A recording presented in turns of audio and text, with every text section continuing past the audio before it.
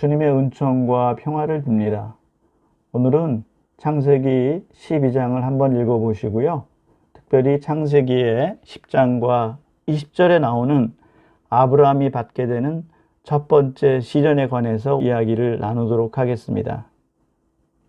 아브라함에게 첫 번째 시련이 다가오는데 그것은 다름 아닌 기근이었습니다. 당연히 먹을 것이 없어서 비옥한 지역이었던 에집트로 내려가서 곡식을 구하려고 했습니다.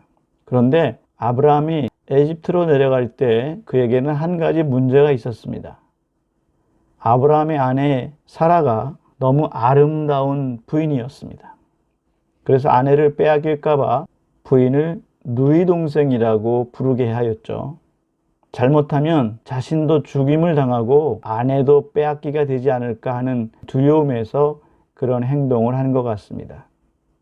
인간적인 생각으로 당신이 너무 예쁘니까 에집트에 있는 사람들이 접근할 것이고 당신이 나의 누이 동생이라고 하면 우리는 대접도 받고 우리 모두 죽음도 면할 것이 아닌가 이렇게 생각했던 것 같습니다. 성경에는 이렇게 나오지만 내용을 보면은 아내를 팔은 것이죠. 부인의 미모를 통해서 어쩌면 인간적인 술수, 기결을 부린 것이라고도 할 수 있습니다. 어쩌면은 가나안에 하느님께서 보내신 것을 분명하게 믿고 받아들여야 되는데 에집트로 내려가는 것 자체가 하느님께 대한 신뢰가 없었던 것은 아닌가 한번 생각해 보게 됩니다. 아니나 다를까 부인이 왕궁에 불려 들어가게 됩니다. 아브라함은 사라가 왕궁으로 불려 들어갔기 때문에 호의호식을 했을 것 같습니다. 그러나 하느님께서는 아브라함을 직접 불러주셨고 또 계획하신 바가 있으므로 그를 보호해 주십니다. 하느님께서 파라오의 꿈에 나타나셔서 언지를 주시죠. 왕은 아브라함의 아내 사라를 불러들인 죄로 온 가족이 무서운 재앙에 직면하게 되었습니다.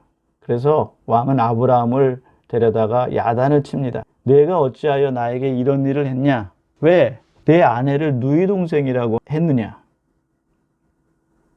왕은 재앙을 불러들인 이 사람들을 쫓아내게 됩니다. 다행히 아브라함은 많은 재물을 챙길 수 있었고 그 기반으로 부자가 될 수 있었죠. 이런 이야기의 스토리를 보면 믿음의 원조인 아브라함의 신앙이 과연 어떠했을까? 어쩌면 우리와 별반 차이가 없는 것은 아닐까? 아브라함의 가장 잘못된 선택은 어려움이 있을 때 그것을 단순히 인간적으로만 해결하고 했었던 것이죠. 신앙적으로 해결하고 또 그것을 극복하려고 했던 것이 아니라 인간적인 술수, 인간적인 생각, 인간적인 판단으로만 생각했다고 하는 것. 여기에는 하느님이 계시지 않죠. 우리가 창세기를 공부하다 보면 많은 성서의 인물들을 만나게 되는데 그 사람들은 우리가 본보기로 따라야 되는 모델로서 나타나는 사람들인데 그러나 그들도 우리와 똑같은 약한 인간이었다고 하는 것, 또 유혹도 받고 유혹에 넘어가는 그런 사람들이었다고 하는 것을 생각해 보면 어쩌면은 우리도 계속해서 잘못을 하고 그 잘못을 뉘우치고 그러면서 하느님께 점점 더 다가가는 것은 아닐까 생각을 합니다. 사람이기 때문에 실수를 할 수 있죠. 사람이기 때문에 잘못을 할 수 있습니다. 그 잘못을 하고 난 이후에 어떻게 대응하느냐가 문제죠. 요즘에도 그렇죠. 잘못을 하게 되면 사과문을 올린다든지 보여준다든지 혹은 기록한다든지 혹은 SNS를 통해서 우리에게 전달하기도 합니다. 대개 이런 사람들은 공인이죠. 그런데 많은 경우에는 또 사과가 진정성이 없다. 그냥 모면하기 위해서 사과하는 것이다 라고 공격하는 사람도 또 있기 마련인데 우리가 한 번 더 생각해 보면 잘못을 하고도 사과를 하지 않는, 잘못을 인정하지 않는 사람도 사실은 없지 않습니다.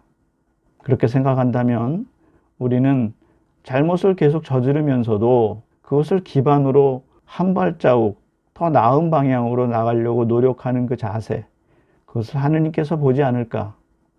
오늘 잘못을 저지른 큰 실수를 한 아브라함을 우리가 보면서 아브라함도 바로 저런 모습이었는데 우리와 비교할 때 우리에게 어쩌면은 희망이 되는 그런 광경이 아닐까, 이렇게도 한번 생각해 봅니다. 여러분들 잘못을 했다고 해서, 실수를 했다고 해서 그냥 무너지는 것이 아니라 다시 일어설 수 있는 기회가 있고 용기가 있고 하느님께서는 기다려 주신다 하는 것을 한번 묵상해 보시면 좋겠습니다.